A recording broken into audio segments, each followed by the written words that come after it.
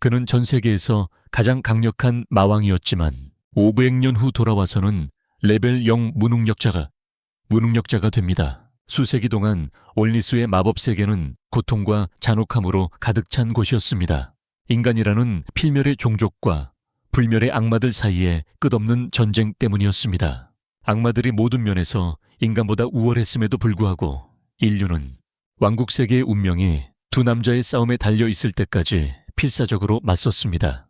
벨토리라는 최고의 마왕과 인류의 영웅 그레이엄. 전설적인 전투의 날, 벨톨 마왕은 승천합니다. 그의 왕좌에서 일어나 그레이엄에게 검을 겨눕니다. 먼저 인간 영웅이 벨톨에게 맹렬히 돌진하며 공격을 시작합니다. 하지만 악마는 그를 막고 밀쳐냅니다. 그가 다시 공격하기 전에 벨톨은 맹렬한 속도로 어둠의 마법을 퍼붓습니다. 그레이엄은 모든 마법으로부터 성공적으로 자신을 보호합니다. 그러자 벨톨은 최후의 공격을 퍼붓습니다. 아무도 예상치 못한 반전으로 그레이엄은 벨톨의 마법을 꿰뚫고 그를 무찌릅니다. 벨톨은 모든 역경을 극복하고 인간을 위한 전쟁에서 승리한 그레이엄을 축하합니다. 하지만 자신이 그레이엄보다 강한데 왜 졌는지 이해하지 못합니다. 그레이엄은 자신들이 필멸의 인간이기에 승리했다고 답합니다. 그레이엄은 자신이 필멸자이기 때문에 이겼다고 대답합니다. 그래서 인간은 악마와 달리 생명의 가치를 이해하고 살아남기 위해 모든 것을 다합니다. 이 말을 들은 벨톨은 그레이엄이 자신을 놀리는 거라고 생각하고 믿지 않습니다. 사라지기 시작하면서 그는 복수를 다짐합니다. 곧 돌아와서 인간들에게 다시 어둠을 가져오세요. 그리고 그레이엄은 그를 물리치기 위해 그곳에 있겠다고 약속합니다. 그리고 마침내 그들은 작별을 구합니다. 500년 후 벨톨경은 환생하여 세상으로 돌아옵니다. 그리고 곧바로 그의 가장 충실한 하인 마키나에게 인사를 받습니다. 그는 자신이 환생한 폐허를 둘러보며 어리둥절해하며 그들이 어디에 있는지 묻습니다.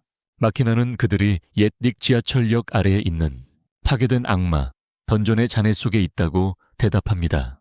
벨톨은 한국 드라마를 보지 않아서 지하철이 뭔지 몰라요. 그래서 그걸 무시하고 마키나에게 열렬히 말해요.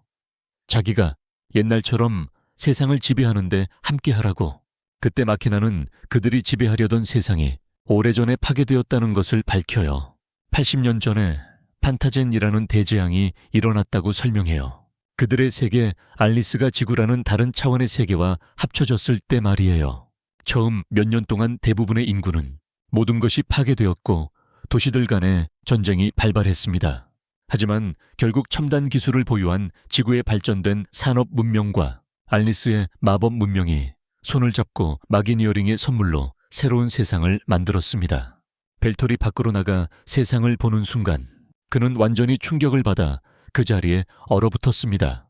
그는 필멸의 인간이 그런 발전된 문명 단계에 도달할 수 있다는 것을 믿을 수 없었습니다. 믿을 수 없다는 듯 바라보던 그에게 어떤 남자가 부딪혔습니다. 그를 그냥 지나쳐 아무 일도 없었다는 듯이 간다.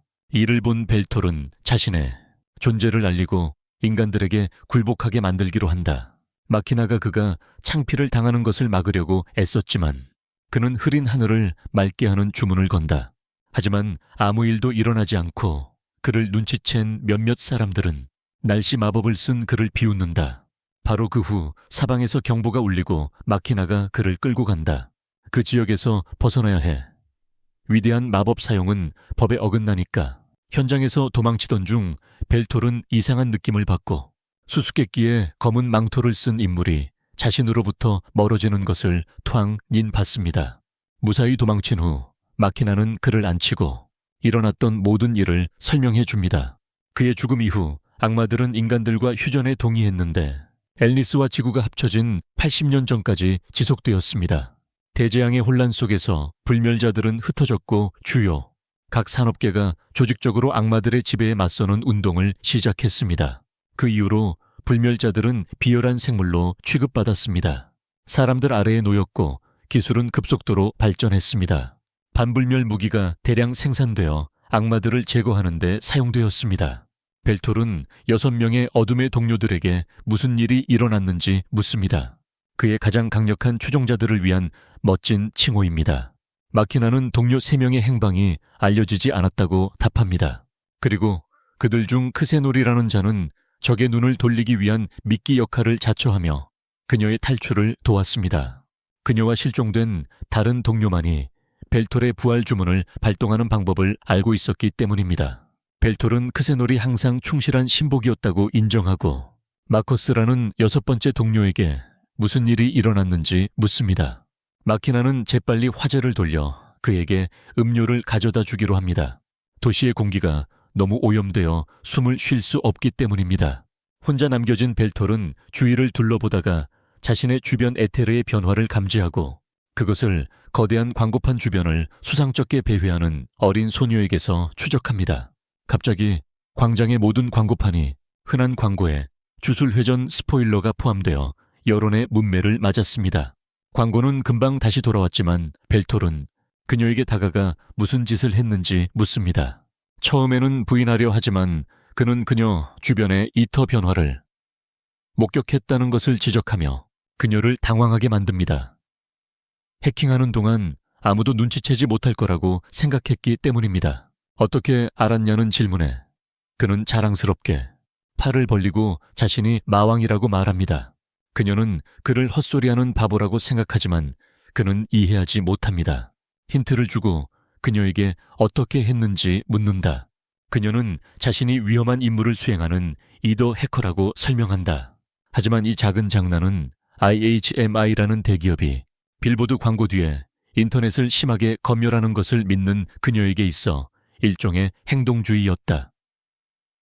인터넷은 자유롭고 무법적인 공간이어야 한다고 생각하기 때문이다. 그 허세 가득한 히피는 해킹의 자세한 내용을 설명하기 시작한다. 하지만 벨톨은 금방 지루해져서 말을 끊고 마커스라는 사람을 아는지 묻는다. 그녀는 즉시 저 멀리 있는 높은 건물을 가리키며 그에게 말한다. 그녀가 아는 마커스는 그 건물을 소유한 IHMI의 CEO뿐이라고 말합니다. 그는 즉시 그곳으로 가서 로비의 접수원에게 마커스를 찾습니다. 다른 여자가 그에게 다가와 자신을 마커스의 개인 비서라고 소개하며 그를 기다리고 있었다고 말합니다. 그녀는 그를 마천루 최상층으로 안내하고 그곳에서 못생긴 마커스가 왕좌에 앉아 벨톨을 굽어봅니다. 벨톨은 마커스가 앉아있는 것이 무례하다고 지적합니다.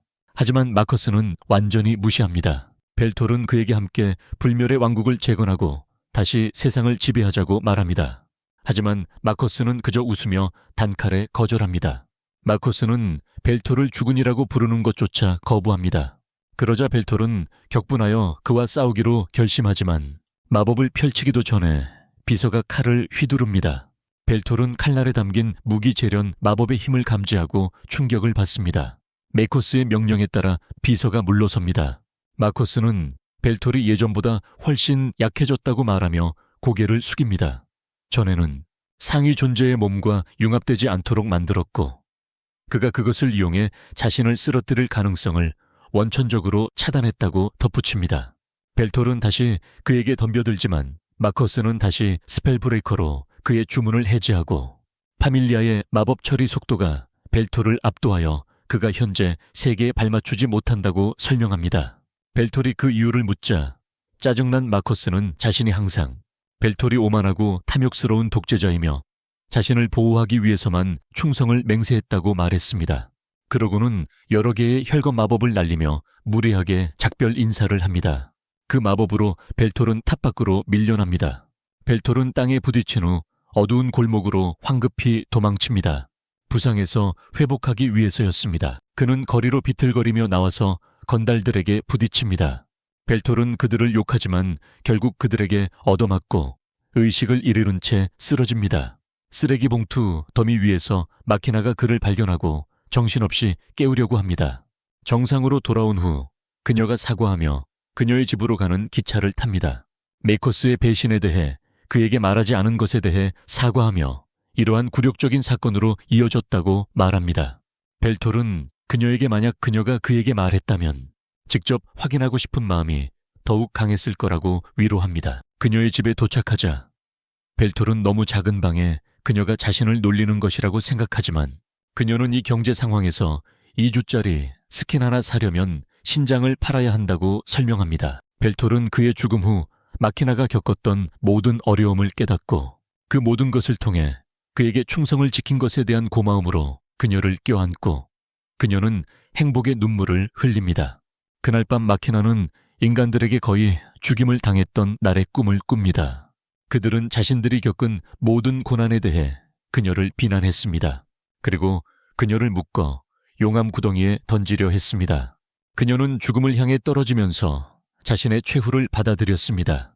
하지만 갑자기 검은 구체가 그녀를 감싸고 추락을 멈췄습니다. 그것은 그녀를 절벽 위로 안전하게 되돌려 보냈고 벨톨의 본래 모습으로 변했습니다. 이것은 그녀가 마왕을 처음 만난 순간을 알리는 것이었습니다.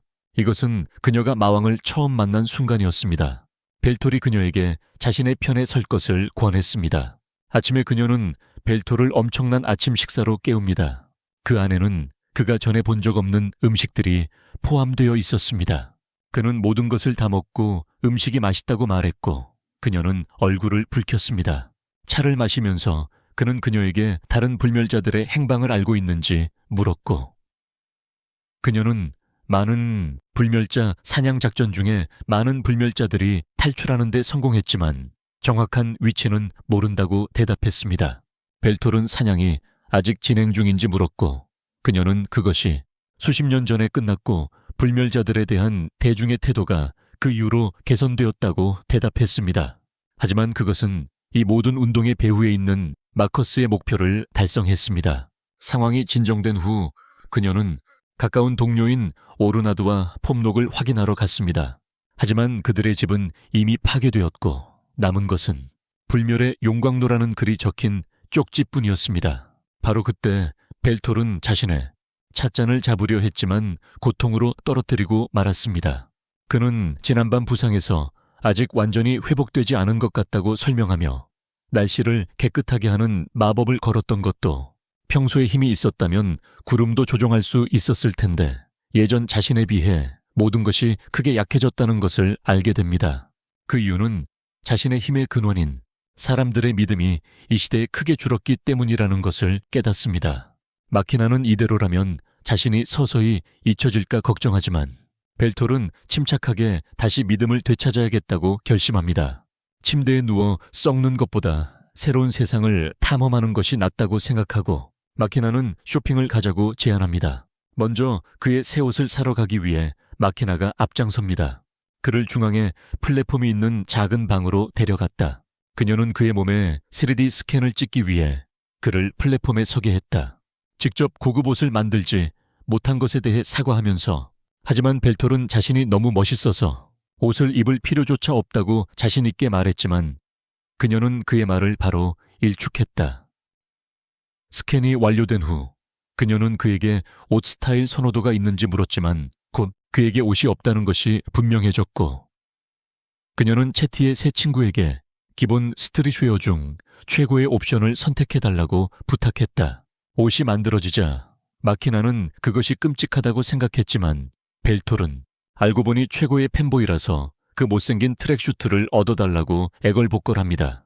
물건을 챙긴 마키나는 가게를 나서지만 벨톨이 동전으로 계산하라고 합니다. 마키나는 디지털 결제를 했다고 설명하지만 구식인 벨톨은 이해하지 못합니다. 밥을 먹으면서 벨톨은 마커스의 가족 장치에 대해 더 알고 싶어하며 그 기능에 감탄한다고 말합니다. 마키나는 주된 용도는 마법이지만 대부분 사람들이 그것을 이용해서 정보 수집하고 쇼핑하고 트위터에서 분노 유발도 아무것도 들고 있지 않아도 할 수 있어요. 벨톨은 목 뒤에 이식되어 불편한 적은 없었는지 묻고 그녀는 처음에는 약간 불편했지만 이제는 이것 없이는 일상생활이 너무 힘들다고 인정합니다. 마지막으로 그녀는 이것이 있다고 해서 삶이 자동으로 나아지는 것은 아니라고 지적합니다. 그들이 돌아왔을 때 벨톨은 마키나의 처지를 떠올리고 그가 직업을 구하러 갈 거라고 말합니다.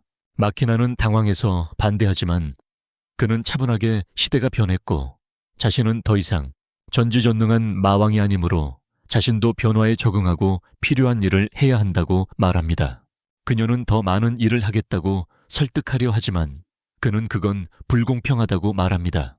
그녀가 쉬지 않고 먹을 것과 입을 것, 그리고 집을 제공하기 위해 일하는 동안 그가 하루 종일 집에서 빈둥거리는 것은 불공평하다고 말합니다. 그러고는 아직 세계 정복을 포기하지 않았고 그녀가 기꺼이 참을성을 가지고 기다려준다면 언젠가 함께 이룰 것이라고 말합니다. 수세기 만에 처음으로 새로운 희망을 느끼며 마키나는 무릎을 꿇고 다시 그를 섬길 것을 맹세합니다. 그날 후에 벨톨은 일자리를 찾으려고 준비하지만 아무리 애써도 마키나는 그와 함께 가겠다고 고집합니다. 결국 그는 운이 나빠서 일자리를 못 구하면 자신을 스폰서로 삼으라고 말하며 그녀를 진정시키는데 성공합니다. 이하 생략. 그 말을 듣고 그녀는 물러서서 그에게 연락하고 식비를 지불할 작은 휴대폰을 줍니다. 이하 생략. 곧 취업 활동을 시작하지만 어떤 일자리가 있는지, 어떻게 지원해야 하는지 몰라 좌절합니다. 이하 생략. 결국 마키나에게 전화할까? 고민하지만 자존심 때문에 그럴 수 없습니다. 그때 라면에서 나는 매혹적인 냄새가 근처 가게에서 나는 냄새에 배가 꼬르륵거립니다.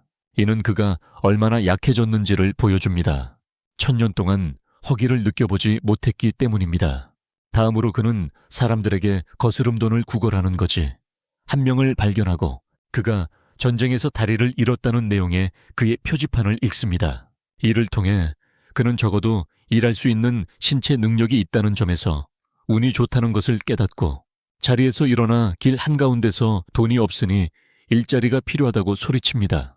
그는 정말 아무 기술도 없지만 무엇이든 할 의향이 있다고 소리칩니다. 그의 뒤에 화가 난 남자가 나타나 상업조합에서 하라고 말합니다. 그는 벨톨에게 시민증이 있냐고 묻지만 그의 멍한 표정을 보고 그가 불법 이민자임을 깨닫습니다. 그는 벨톨에게 자신이 문제를 일으킬 수 있으니 자신의 구역에서 나가라고 말합니다. 하지만 가기 전에 벨톨에게 이력서 양식을 주며 거기에 자신의 경력을 적어 조합에 제출하라고 설명합니다. 하지만 취업이 보장되는 것은 아닙니다. 길을 알려준 후 그는 IHMI사나 어떤 회사에도 지원하지 말라고 충고합니다. 특히 건설회사는 그에 대해 들어본 적이 없어서 좋지 않다고 합니다. 벨톨은 그의 도움에 감사를 표하고 길드로 떠납니다. 거기서 그는 자랑스럽게 이력서를 늙은 서기에게 제출하고 서기는 혼란스러워하며 이상한 기술들을 읽어냅니다. 벨톨은 군사전략의 귀재 던전 건축가, 악의적인 독재자 등을 적어놓았습니다. 벨톨은 자신이 단독으로 전쟁에서 승리했다고 떠들지만 노인은 그런 일을 들어본 적이 없는 듯합니다. 그러자 그 남자는 그가 이력서를 쓰는 동안 실수를 했는지 질문합니다. 그의 마지막 직책은 500년 전이지만 벨톨은 계속해서 추진합니다. 이제 충분히 들었다는 듯이 발디는 벨톨에게 그의 형편없는 이력서와 면접을 고려했을 때 일자리가 없다고 알립니다. 그리고 회사는 파밀리아가 없는 사람들에게 일자리를 제공하지 않기 때문입니다. 벨톨은 산산이 조각난 자신감을 가지고 집으로 돌아와 마키나에게 인정을 구하는데 마키나는 매우 기꺼이 해줍니다. 그러고 나서 그는 현재 세상에 누가 조언을 해줄 수 있는지 묻고 마키나는 친구가 한 명 있다고 말합니다. 벨톨의 요청에 따라 그녀는 친구를 점심 식사에 초대하지만 친구가 도착했는데 알고 보니 예전에 이도 해커였습니다.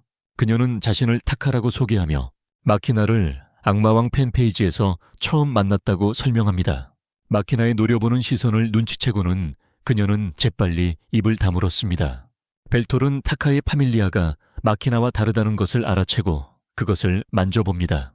마키나는 자신에게 만화의 흐름을 감지하고 만지는 모든 물체의 성질을 이해할 수 있는 현자의 눈 능력이 있다고 설명합니다. 그는 대부분의 파밀리아들을 이해한다고 인정합니다.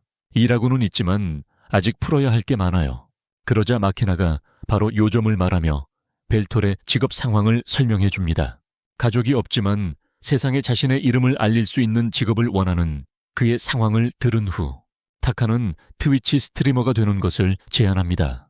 벨톨은 그 말에 호기심을 보였고 타카는 화면에 얼굴을 비추고 게임을 하거나 시청자를 즐겁게 하는 어떤 일이든 하면서 사람들이 자신에게 후원금을 주기를 바라는 것이라고 설명합니다. 그녀는 그가 이 분야에서 성공한다면 아주 짧은 시간 안에 유명 인사가 될 수 있다고 말합니다.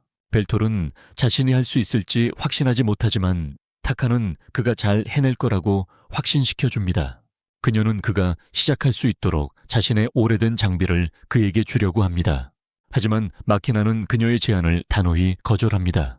그녀는 마왕이 그렇게 불안정하고 위험한 일을 맡는 것에 반대합니다. 그는 안정적이고 넉넉한 수입을 받을 자격이 있기 때문입니다. 타카는 그녀에게 그만 잔소리하라고 말합니다. 그녀는 벨톨이 멋진 얼굴, 매력적인 목소리, 그리고 매력적인 아우라를 가지고 있어서 사람들이 자연스럽게 그에게 끌릴 것이라고 말합니다. 글쎄, 마키나는 그걸 부정할 수 없어. 그리고 타카는 연예인이라는 직업이 완벽하게 괜찮은 직업이고 스트리머들을 함부로 판단해서는 안 된다고 말해. 결국 결정은 벨톨에게 달렸고 그는 어쩔 수 없다며 타카를 믿기로 해. 후에 마키나가 목욕을 하는 동안 벨톨은 이더넷을 통해 검색하며 그것이 엄청나고 통제할 수 없는 양의 정보가 엄청난 속도로 공유될 수 있다는 것을 알게 돼. 이것이 사람들의 삶을 편하게 만들었지만 어두운 면도 있어. 사람들이 이더넷에 지나치게 의존해서 어떻게 보면 자기 개성과 현실에 대한 열정을 잃어버리죠. 그러다 절망과 죄에 빠지는데 그게 바로 벨톨의 영역이죠. 그렇게 생각하는 순간 마키나가 목욕을 마치고 나와서 수건도 없이 벨톨 앞에서 주스를 마십니다. 자신이 벨톨에게 전라를 보여줬다는 걸 깨닫는 순간 옷을 입고는 자신의 무례한 행동에 대해 사과합니다. 벨톨은 아무렇지도 않다고 수건 없이도 멋졌다고 말합니다. 옷은 좋은데 속으로는 자기만큼 뛰어나지 않다고 생각하는 거죠. 곧 타카가 옛날 게임 장비를 가지고 오고 마키나는 아직도 벨톨의 스트리밍을 허락할지 고민하고 있습니다. 타카는 자기가 벨톨을 완벽하게 마케팅할 방법을 안다고 말하고 게임 환경을 설정합니다. 벨톨에게 컨트롤러를 건네주고 사용법을 가르치려고 합니다. 하지만 그는 현자의 눈 능력을 사용해서 순식간에 사용법을 익힙니다. 타카는 감탄하고 벨톨이 첫 게임으로 다크소울 3을 고르자 그녀는 그의 사륜한 덕분에 그가 쉽게 이길 수 있다고 생각해요. 하지만 제90세 관절염 걸린 시각장애 할머니가 그보다 더 잘해요. 왜냐하면 그는 매번 튜토리얼에서 죽거든요. 그는 아직 조작기에 익숙하지 않다고 말하고 타카는 그걸 캡이라고 불러요. 마키나는 그들의 계획이 실패할까봐 걱정해요. 하지만 타카는 이것이 기회라고 말해요. 그녀는 벨톨의 카리스마 넘치는 성격과 매력적인 외모를 이용하고 그의 끔찍한 게임 실력과 짝을 지어 시청자들을 유인할 계획이에요. 여자 스트리머가 그러면 항상 잘 먹히거든요. 그 후 타카는 그들이 또한 알아내야 할 것이 있다고 말합니다. 처음 보는 시청자들을 사로잡을 벨톨의 소개 영상을 만들어야 한다고요. 마키나는 자기가 낭송하는 것을 제안합니다. 전쟁 선포문 중 하나를요. 벨톨도 그 생각에 동의합니다. 그는 필멸의 인간들에 대한 전쟁 선포를 낭송하고 마키나는 좋아하지만 타카는 충분히 매력적이지 않다고 생각합니다. 그녀는 나중에 그것에 대해 생각해 보겠다고 말하고 먼저 스트리밍 기본을 배워야 한다고 합니다. 일단 그녀는 벨톨에게 아무도 시청하지 않더라도 매일 최대한 많이 방송하라고 말합니다. 시청자가 없더라도 매일 최대한 스트리밍 하라고 합니다. 게임과 관련된 이야기가 없더라도 아무거나 얘기해도 된다고 합니다. 게임 관련 이야기가 없어도 괜찮다고 합니다. 그녀는 또한 인종차별적이거나 성적인 발언을 하지 말라고 경고합니다. 그런 발언들은 반발을 불러일으킬 것이고 N워드를 사용하면 영구 정지될 수 있다고 합니다. 다음 조언은 마키나가 카메라에 절대 출연하지 말라는 것입니다. 실수로라도 카메라에 나오지 말고 벨톨이 스트리밍하는 동안 절대 조용히 있으라고 합니다. 마지막으로 타카는 부유한 스트리머 친구들에게 연락하여 벨톨을 홍보하기로 합니다. 그녀의 전략은 효과가 있는 것 같습니다. 이틀 만에 수천 명의 사람들이 벨톨의 스트림을 시청하기 시작했고 댓글창은 그가 형편없다는 말투성입니다. 벨톨은 시청자들의 말에 솔직하게 동의하며 그들의 가혹한 댓글에도 개의치 않는다고 말합니다. 그는 모든 댓글에 답하려고 노력했고 곧 50만 명의 시청자 수를 기록합니다. 그는 스트림에서 자신의 감정을 자유롭게 드러내며 사람들의 참여를 더욱 높였습니다. 타카가 그에게 왜 부정적인 댓글들을 신고하지 않느냐고 묻고 그는 부정적이든 긍정적이든 모든 감정이 자신에게 힘을 준다고 답한다. 게다가 그는 자신을 계속 시청해주는 모든 시청자들을 유지하고 싶어 하고 누군가를 차단하는 것은 그것에 도움이 되지 않을 것이라고 생각한다. 그는 마키나와 평화로운 삶을 살면서 계속 스트리밍을 하고 곧 구독자 100만 명을 돌파한다. 그는 또한 중독성 있는 인트로를 만들어냈는데 거기서 그는 Z세대 슬랭을 사용하려는 베이비붐 세대처럼 들린다. 오늘은 특별 방송입니다. 드디어 게임을 클리어했거든요. 몇 달 동안 플레이한 끝에 시청자들이 그를 축하합니다. 벨톨은 그들에게 감사를 표하며 결국에는 자신이 마왕이기 때문에 이길 수밖에 없었다고 말합니다. 그렇게 방송을 마치고 마키나가 그를 맞이하러 옵니다. 벨톨은 심부름이 있어서 밖으로 나갑니다. 하지만 깜짝 놀랍게도 빈민가에서 영웅 그레이엄을 만납니다. 자신의 가장 큰 라이벌이 거기에 있다는 사실을 믿을 수 없습니다. 그도 불운한 처지에 놓여 그에게 손을 내민다. 그는 그를 국수집으로 데려가고 그레이엄은 과거 자신이 밖에서 여동생을 위해 약초를 구하던 중 벨톨의 6 동료 중 한 명이 그의 마을을 불태워버렸던 기억에 잠긴다. 벨톨이 이곳이 최고의 국수집이라고 말하자 그의 생각에서 벗어난다. 이곳이 이 지역 최고의 국수집이라고 말하는 그에게 그는 벨톨에게 대답하지 않고 분위기는 어색해진다. 다행히 주문한 음식이 곧 나오고 그레이엄은 자신의 가족과 수많은 친구들을 죽인 남자와 함께 밥을 먹는다는 것이 이상하다고 말한다. 벨톨은 그레이엄이 수천 명의 부하들을 죽였지만 지금은 그에게 아무런 원한도 느끼지 않는다고 말합니다. 그는 그들의 갈등은 과거의 일이 되어야 한다고 말한 뒤 그레이엄이 왜 아직 살아있는지에 대한 더 중요한 질문을 합니다. 그는 그레이엄이 불멸의 악마가 되었는지 묻지만 그레이엄은 아니라고 말합니다. 대신 전쟁 후 그는 멜디아 여신의 축복을 받아 영원한 젊음을 얻었습니다. 그는 늙어 죽을 수는 없지만 그렇다고 불멸의 존재는 아닙니다. 그는 벨톨에게 불멸의 전쟁이 끝난 후 인간들 사이에 전쟁이 일어났고 자신이 한때 보호한다고 맹세했던 사람들을 죽이기 위해 그 전쟁에 참전했다고 말하기 시작합니다. 그레이엄은 그때 자신이 마치 광대 같았다고 말하지만 더욱 최악의 시절은 그 후에 찾아왔습니다. 평화가 회복되고 인간들에게 더 이상 그가 필요 없게 되자 그들은 그를 표적으로 삼았습니다. 그는 인간과 불멸의 존재를 포함하여 너무 많은 사람들을 죽였다고 말합니다. 그는 세상에 더 이상 자신과 같은 존재가 필요 없다고 선언합니다. 영웅은 악마왕도 필요 없어요.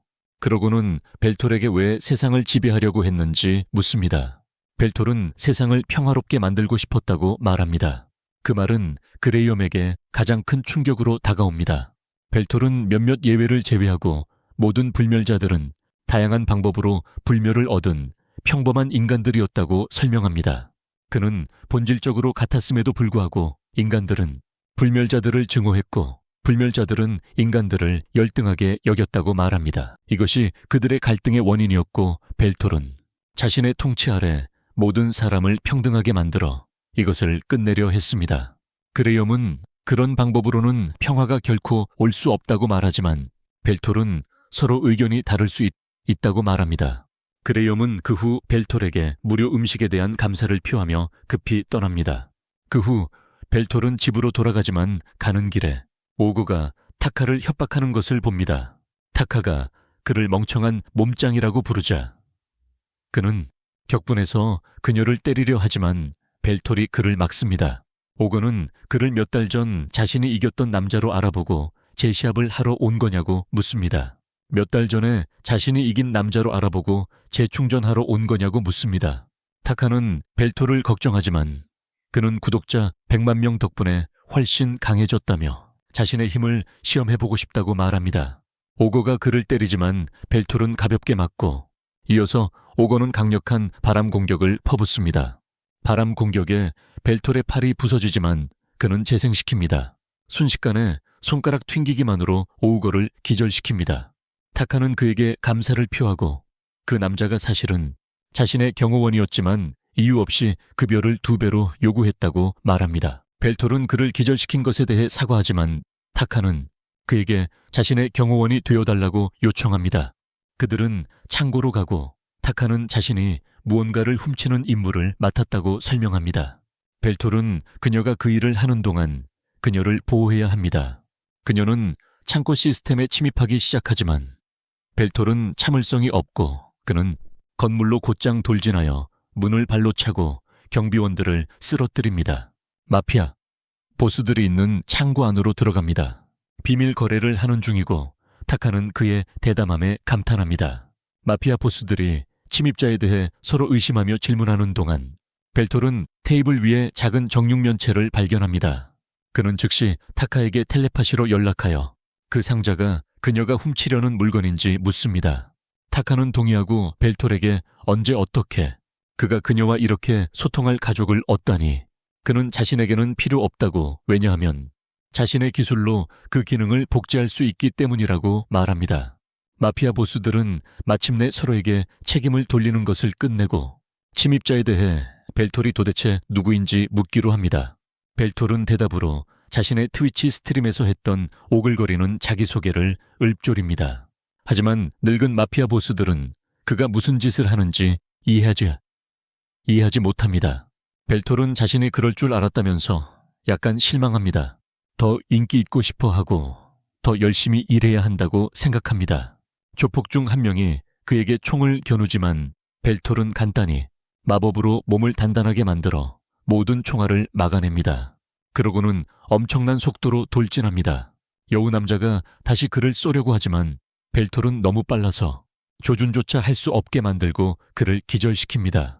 남은 2명을 공격하고 타카는 총을 든 사람의 시야를 해킹하여 벨톨 대신 그의 부하를 쏘게 함으로써 그를 돕기로 합니다. 그가 기절하자마자 벨톨은 타카에게 연락하고 타카는 그가 마피아 보스들을 혼자 제압했다는 사실에 정말 감탄합니다. 그녀는 상자를 가지러 그의 위치로 가려고 하지만 벨톨은 위험을 감지하고 그녀에게 숨어 있으라고 합니다. 갑자기 투명 망토를 쓴 누군가가 현장에 나타나 경고 없이 벨톨을 공격합니다. 다행히도 그는 자신의 에테르, 플로우를 사용하여 투명한 적을 찾아내 총으로 투명 망토를 벗겨냅니다. 적이 손상된 망토를 벗어던지자 거대한 메카 장갑이 드러납니다. 벨톨은 감탄하지만 타카는 그것을 4세대 마기노 기어로 알아봅니다. 마피아가 손에 넣을 수 없는 물건입니다. 타카는 벨톨에게 이길 수 없으니 도망치라고 말하지만 벨톨은 도전을 받아들이고 메카에 총을 쏘기 시작합니다. 메카는 장갑에서 총을 꺼내 벨톨에게 발포하지만 벨톨은 모든 공격을 피합니다. 그리고는 메카에게 뛰어오르는데 메카에게는 좋은 기회가 됩니다. 공중에서 쏘지만 메카는 모든 공격을 빗맞춥니다. 벨톨은 암흑 마법 공격으로 그것을 날려버리지만 메카를 쓰러뜨리기에는 충분하지 않습니다. 벨톨은 자신의 한계를 시험해보려고 검을 소환합니다. 메카는 자신의 총을 검으로 변형시키며 응수하고 몸에서 엄청난 열을 방출합니다. 벨톨은 돌진하고 그들의 충돌은 바닥을 찢을 만큼 강력합니다. 둘은 계속해서 타격을 주고받다가 메카가 갑자기 자신의 전력을 검에 담아 벨톨의 팔을 베고 머리를 베었다. 메카 조종사는 본부의 적을 제거했다고 보고하지만 벨톨의 잘린 머리가 사이코라고 말한다. 그는 빠르게 부상을 치료하고 메카에게 잘 싸웠다고 말하지만 경험 부족이 분명히 드러났다. 그의 선전을 치하하며 벨톨은 자신의 진짜 무기신조차 죽일 수 있는 어둠의 검을 소환하기로 한다. 메카 조종사는 이제 그를 두려워하고 벨톨은 순식간에 팔다리를 잘라 무력화시켰어. 그 후 메카 조종사를 신문할 계획이었지만 적에게 붙잡히는 것보다 자진해서 저승행 특급 열차를 타기로 결정했지. 곧 타카가 달려와서 벨톨에게 자기 머리가 잘리는 걸 보고 죽을 뻔했다고 말해. 하지만 그는 아무렇지도 않다고 말하지. 그러자 벨톨은 메카의 이가미의 로고를 발견하고 이 사건이 처음 생각했던 것보다 훨씬 더 수상하고 위험하다는 걸 깨닫지. 벨톨이 그녀에게 정육면체에 대해 묻자 그녀는 그것이 데이터 저장 장치이며 자신의 의뢰인이 그 안의 정보를 원한다고 말합니다. 잠깐 봐도 괜찮다고 말하며 정육면체의 잠금을 해제하여 목록을 보여줍니다. 벨톨은 목록에 있는 모든 이름이 자신의 부하들이라는 것을 알아챕니다. 그들은 모두 불멸의 존재들이지만 다행히 마키나의 이름은 없습니다. 타카는 그 목록이 무엇을 의미하는지 알아보려 의뢰인에게 연락하기로 합니다. 하지만 전화를 받지 않아 직접 찾아가기로 합니다. 그들은 고객 건물로 가고 타카가 해킹을 합니다. 해서 보안 시스템을 통해 안으로 들어갑니다. 엘리베이터를 타자 벨토리 버튼 누르는 걸 좋아하니까 자기가 버튼을 누르게 해달라고 합니다. 그녀는 더 나은 취미를 찾으라고 한 다음 고객이 사는 13층에 가려면 특정 순서대로 다른 층을 눌러야 한다고 말합니다. 그 남자가 좀 편집증이거든요. 13층에 도착하자 타카는 고객이 나올 때까지 기다리라고 합니다. 자기가 함정을 많이 설치해 놨기 때문입니다. 하지만 벨톨은 모든 함정이 해제되었다는 것을 알고 자신 있게 아파트로 걸어갑니다. 타카가 초인종을 누르지만 의뢰인은 응답하지 않고 벨톨은 문이 열려 있는 것을 발견합니다. 두 사람은 아파트에 들어가고 타카는 의뢰인을 찾지만 끔찍하게도 그는 이미 죽어 있습니다. 벨톨은 그를 보고 그가 예전에 일자리를 찾다 만났던 거지라는 것을 알아챕니다. 타카는 자신이 정보 수집을 위해 종종 불황자로 변장했다고 말합니다. 벨톨은 자신의 상처를 보고 약 일주일 전에 살해당했다는 것을 알게 됩니다. 하지만 상처는 분명히 그것이 우발적인 범죄가 아니라 계획적인 살인이었음을 보여줍니다. 그는 누군가가 킬러를 고용하여 자신을 제거하고 그의 가족도 파괴했다고 생각합니다. 타카는 킬레어의 목표가 그 정보를 파괴하는 것이었다고 생각하고 그녀는 그것이 자신이 맡은 일과 어떻게든 관련되어 있다는 것을 두려워하기 시작합니다. 벨톨은 이제 목록이 그들의 유일한 단서라고 생각하지만 타카는 다른 방법이 있다고 생각합니다. 그녀는 테이블 주위를 더듬거리며 숨겨진 서랍에서 노트북을 찾습니다. 놀랍게도 비밀번호 없이도 열리고 파일들은 모두 손상되고 망가져 있습니다. 벨톨은 파일들이 정렬된 방식에 패턴이 있다는 것을 알아채고 타카에게 말하자 그녀는 재빨리 그 비결을 알아냅니다. 그녀는 쉽게 해결하고 불멸의 용광로라는 제목의 비디오 클립을 찾습니다. 그녀가 영상을 재생하자 의뢰인이 말합니다. 누군가 이 영상을 보고 있다면 그 사람은 이미 죽었다는 겁니다. 그러고는 이 도시의 번영이 엄청난 악의 희생 위에 세워졌다고 말합니다. 문제의 근원은 신주쿠시를 움직이는 에테르 반응로입니다. 에테르 반응로는 지구 내부의 에테르 라인에서 에너지를 끌어들여 전기와 데이터로 변환하지만 작동하려면 최소 10개 이상의 에테르 라인 위에 설치되어야 합니다. 하지만 신주쿠에는 라인이 2개뿐이고 나머지는 흑마법과 금단의 의식을 사용하여 불멸자들의 영혼을 흡수하여 에너지를 얻습니다. 이 비밀 프로젝트의 코드네임은 불멸의 용광로이며 일람의 회사가 그것을 만들었습니다. 그 남자는 이유미 사람들이 불멸자들을 연료로 취급하며 그들을 그냥 뗄나무라고 부른다고 말합니다. 그가 수집한 정보에 따르면 용광로에 처음으로 뗄나무처럼 던져진 불멸자는 마왕의 6대 암흑기사 중 하나인 제날이었습니다. 그 후 무수히 많은 다른 불멸자들이 그 안에서 불타버렸고 불멸해 사냥은 이유미 회사가 그것들을 손에 넣기 위해 준비한 가면이었습니다. 의뢰인은 자신이 이 문제를 조사해 왔다고 말했지만 이유미는 그를 알아채고 이전에도 암살자를 보내 그를 죽이려 했습니다. 그래서 그는 잠적하기로 결정했지만 여전히 마피아 보스들이 불멸자 명단을 이유미에게 팔고 있다는 정보를 입수했습니다. 그들은 그것들을 새로운 뗄나무로 사용하려고 했습니다. 그래서 그는 타카에게 그것을 가져오라고 보냈습니다. 그 남자는 불멸의 용광로가 꺼지면 도시 전체가 작동을 멈출 것이라는 것을 알고 있다고 주장하지만 그것은 옳은 일이라고 믿습니다. 하지만 그는 누군가가 이 잔혹 행위를 막고 불멸자들을 구할 수 있을 거란 희망을 별로 갖고 있지 않습니다. 그는 그럴 수 있는 유일한 사람은 불멸자들의 왕이라고 믿지만 그가 아직 존재하는지 확신하지 못합니다. 영상이 끝나자 타카는 분노에 떨지만 벨탈은 오히려 차분합니다.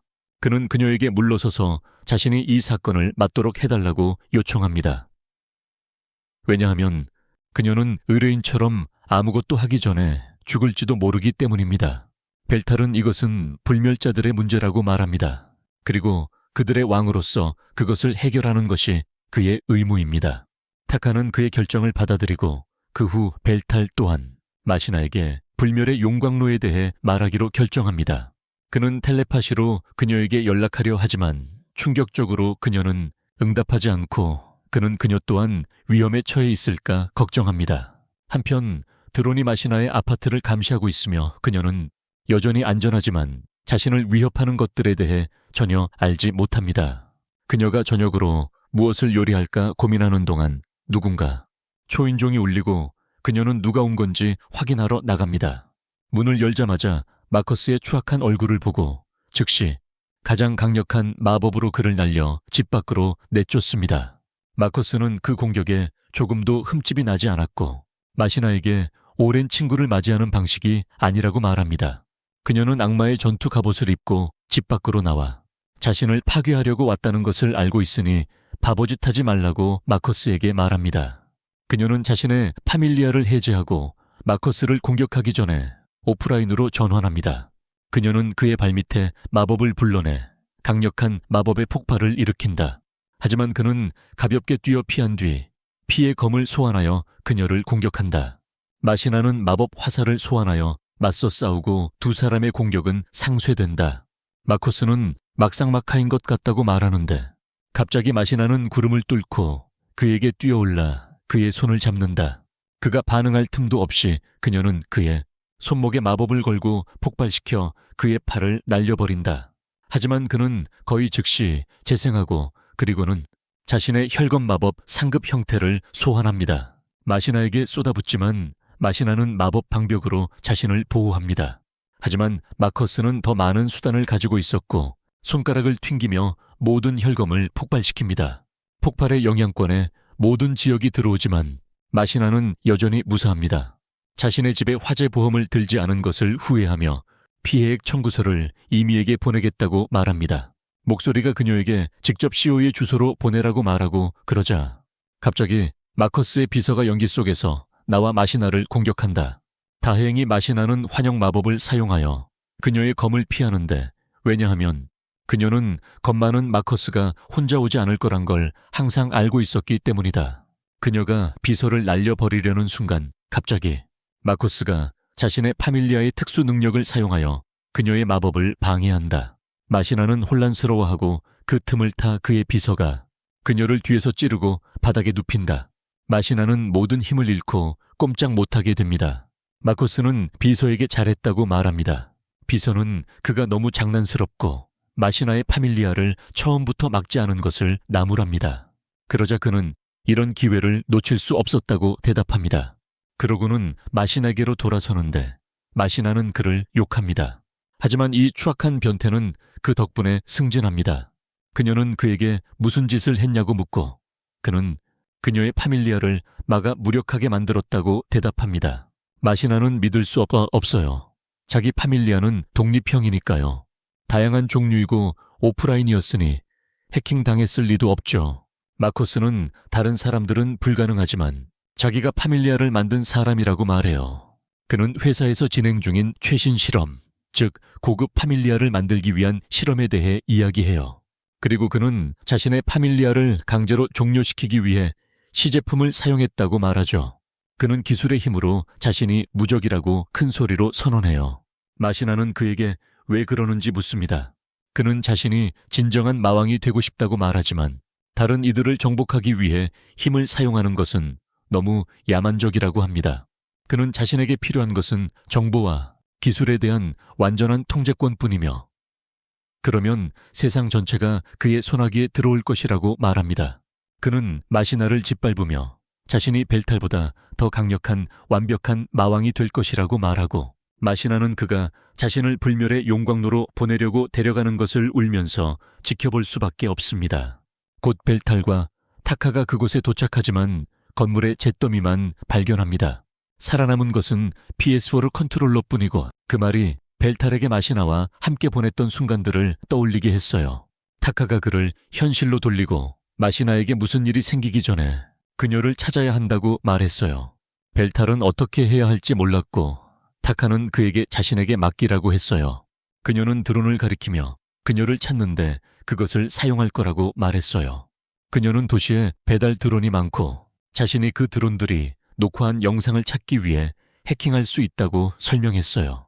그녀는 드론 회사 서버를 해킹하기 시작했고 찾았어요. 마법 공격으로 인한 폭발 장면들이 나타납니다. 벨탈은 이미 눈치챘고 그때 타카는 마르쿠스의 사진을 찾습니다. 마시나의 문으로 걸어가는 모습과 아래층에 숨어있는 비서의 모습이 담겨 있습니다. 타카는 그에게 정확히 무슨 일이 일어났는지 보여주는 사진. 슬라이드쇼를 보내고 마지막 사진들은 마르쿠스와 그의 비서가 마시나를 에테르 반응로의 금단 구역으로 데려가는 모습입니다.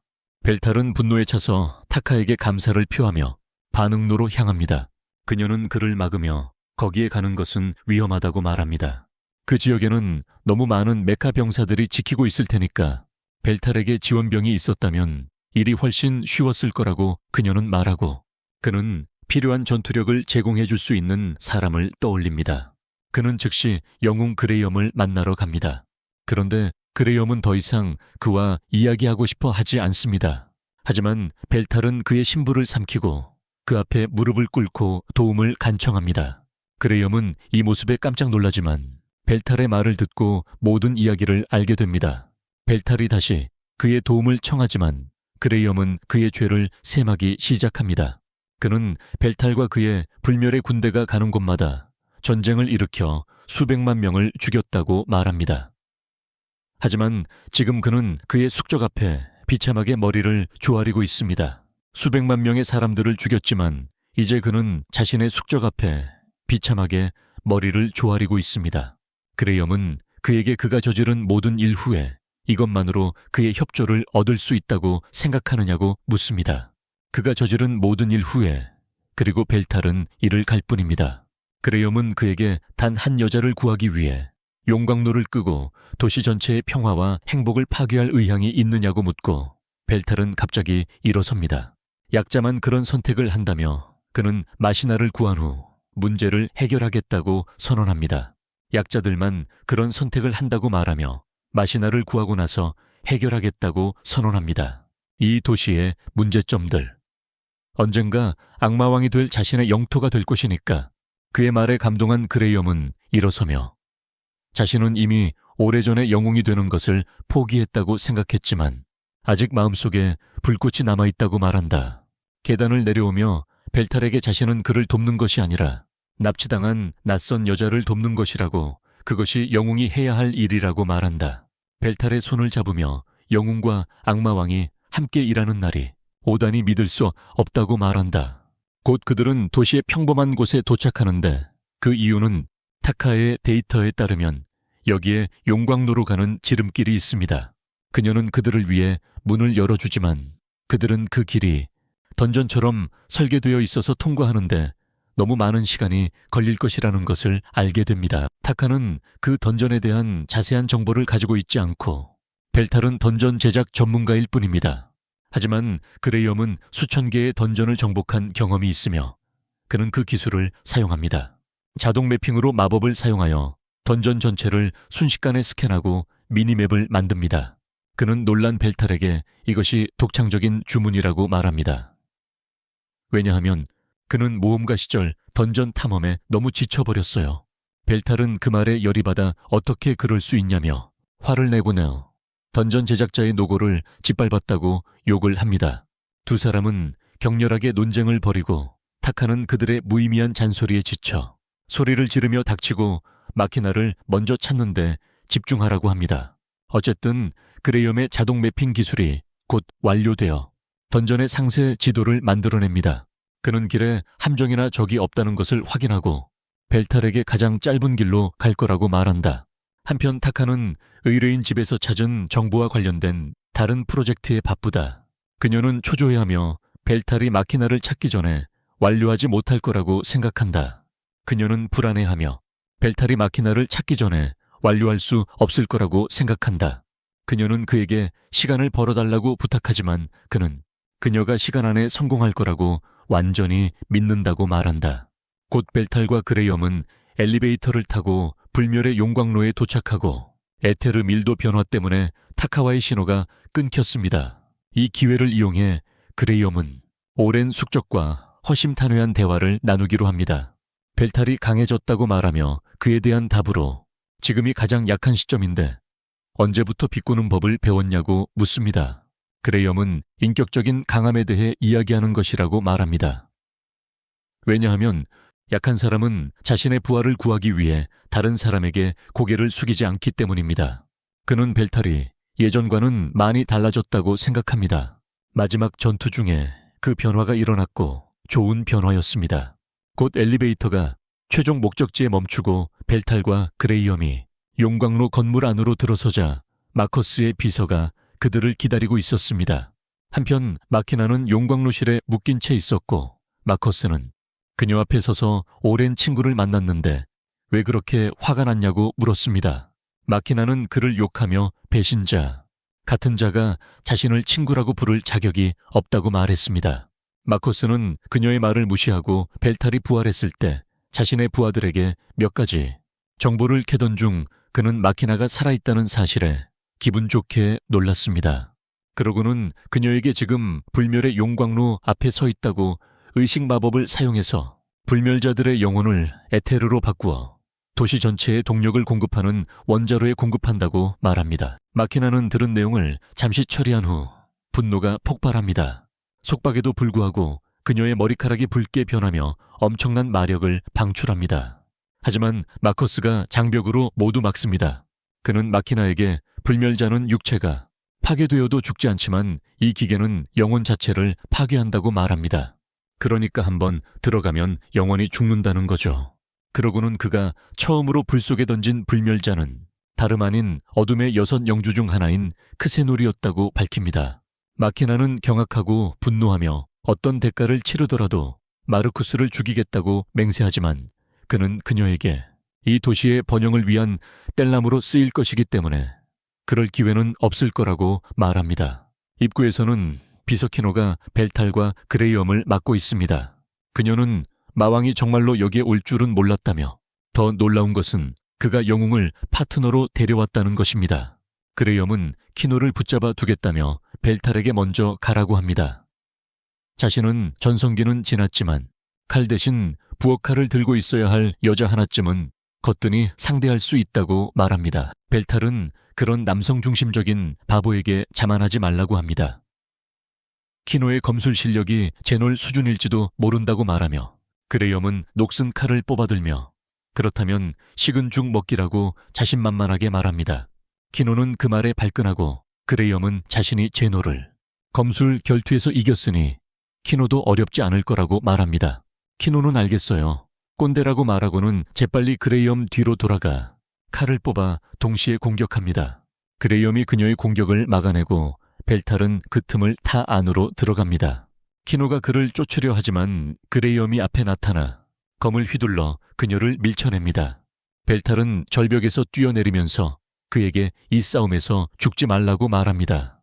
한편 키노는 그레이엄에게 그의 시대는 이미 오래전에 지났고 그를 과거에 유물로 만들어버리겠다고 말합니다. 그녀는 갑자기 영역 전개와 같은 마법을 시전하고 그레이엄이 빛에 눈이 부시는 사이 키노는 갑자기 그를 공격하여 뒤쪽 벽에 처박습니다.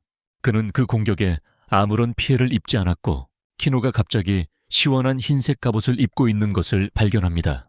그레이엄은 그것이 메기노 기어라는 것을 깨닫고 키노는 그것이 자신들의 회사가 개발 중인 차세대 메기노 기어라고 확인합니다. 이전 세대 메카 갑옷보다 훨씬 작고 가벼울 뿐만 아니라 훨씬 강력하고 효율적입니다. 그레이엄은 그녀의 판촉 설명에 질렸지만 갑자기 잠시 전 키노의 공격을 받은 후 자신의 손이 떨리는 것을 알아챕니다. 그녀는 갑자기 그에게 달려들어 건물 아래로 밀어붙이며 다음 세대 메카 아머의 귀중한 테스트 데이터가 될 거라며 영광으로 여기라고 말한다. 그의 말에 따르면 그는 그들의 차세대 메카 아머의 귀중한 테스트 데이터가 될 것이라고 한다. 그레이엄은 제품에 대한 완벽한 설명을 해달라고 부탁한 적 없다며 그녀의 쓸데없는 말을 멈추라고 말한다. 그녀에게 제품에 대한 완벽한 설명을 해달라고 요청한 적이 없다고 말한다. 키노는 그를 밀쳐내며 그의 무기부터 파밀리아까지 모든 것이 구식이라며 자신은 최신 기술을 가지고 있다고 말한다. 무기부터 파밀리아까지 모든 것이 구식이라고 말하며 자신은 최신 기술을 가지고 있다고 한다. 그레이엄은 이기고 나서 말하라고 하자 키노는 그의 뒤에 나타나 검을 뽑아 백색 번개 공격을 퍼붓지만 그는 어떻게든 막아낸다. 그녀가 공격 후 검을 넣는다는 패턴을 갑자기 알아챕니다.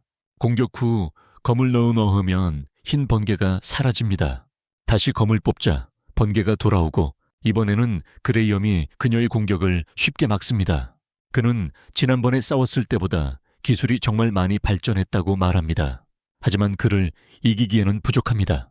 그는 키노를 차서 날려버리고 그녀가 공격할 때마다 검을 넣어야 힘을 발휘한다는 것을 알았다고 말합니다. 그녀는 그의 관찰력을 칭찬하지만 단지 셜록 홈즈처럼 날카롭다고 해서 다 되는 건 아니라고 말한다. 그녀는 다시 검을 칼집에 넣으며 그레이엄에게 비록 그녀의 비밀을 알더라도 자신을 이길 수 없을 거라고 말한다. 그녀는 그에게 돌진하고 그레이엄은 그녀의 공격을 막으며 계속 물러선다. 키노는 전략을 바꾸어 그의 뒤에서 공격하지만 그도 그것을 막는다. 키노의 검이 순간적으로 빈틈을 보이자 그는 기회를 포착한다. 땅에 떨어뜨리고 발로 밟아 멈춰 세운다. 바로 그 후 그는 지속성 마법을 사용하여 돌촉으로 그녀를 공격한다. 하지만 그녀는 그것들을 베어버리고 이건 자신에게 소용없다고 말한다. 그레이엄은 즉시 얼음 마법을 사용하여 그녀를 얼리지만 키노는 그것도 쉽게 녹인다. 그녀는 그의 모든 공격이 소용없다고 말하지만 그는 그녀에게 뛰어들어 힘껏 검을 휘두른다. 키노는 그것을 막지만 그레이엄은 그녀를 근접 화염구로 공격하여 날려버린다. 강력한 일격을 맞았지만 키노와 그녀의 장비는 무사하지만 자존심은 그렇지 못하다. 그레이엄은 방금 그녀에게 사용한 전술이 500년 전에 개발된 것이며 그녀가 현대적이고 발전되었다고 주장하는 것에도 불구하고 여전히 효과가 있다고 말하며 그녀의 자존심을 더욱 짓누른다. 키노는 이제 화가 나서 그레이엄에게 무모하게 돌진하고 이번에는 그가 그녀를 공격하는데 성공한다. 키노는 그를 죽이기 위해 가장 강력한 공격을 준비하기 시작하고 그의 녹슨 칼로는 이 공격을 막을 수 없을 거라고 말한다. 그레이엄은 지금은 녹슬었을지 몰라도 자신을 영웅으로 필요로 하는 사람이 있는 한 다시 빛날 거라고 말합니다. 그는 잠에서 깨어나라고 자신의 검을 부르고 하나씩 마법의 인장이 풀리며 진정한 황금빛 모습을 드러냅니다. 그레이엄은 키노에게 마왕조차 무찌른 자신의 힘을 보라고 말하고 키노는 여전히 승리할 수 있다는 자신감으로 그에게 돌진합니다. 그레이엄은 단순히 검의 황금빛 힘을 발휘하여 강력한 배기를 날립니다. 온 세상이 황금빛 불꽃으로 가득 차고 그게 사라지자 그레이엄의 검은 힘을 잃고 황금빛 광채도 사라졌습니다. 그의 앞에 키노는 무릎을 꿇고 있었고 그는 그녀의 갑옷이 정말 놀랍다며 자신의 공격을 견뎌냈다고 말합니다. 갑옷이 사라지고 키노는 다친 어깨를 부여잡고 그레이엄에게 왜 졌는지 묻습니다. 그는 그녀 앞에 앉아서 자신이 왜 이겼는지 물어보라고 합니다. 그녀는 같은 말이라고 하지만 이 이기적인 놈은 자신이 그녀보다 훨씬 더 많은 경험이 있기 때문에 이겼다고 그녀에게 말한다. 오랜만에 영웅적인 일을 하고 나니 기분이 좋다고 말한다. 그리고 키노는 그가 벨타를 돕기 위해 아래층으로 내려가지 않아야 하는지 묻는다. 그는 자신만만하게 벨탈이 스스로 이길 것이라고 말한다. 하지만 키노는 그가 마커스를 이길 수 없다고 말한다. 그녀는 마커스가 정말 강하고 파밀리아가 없다면 벨탈은 그에게 상대가 되지 않는다고 말한다.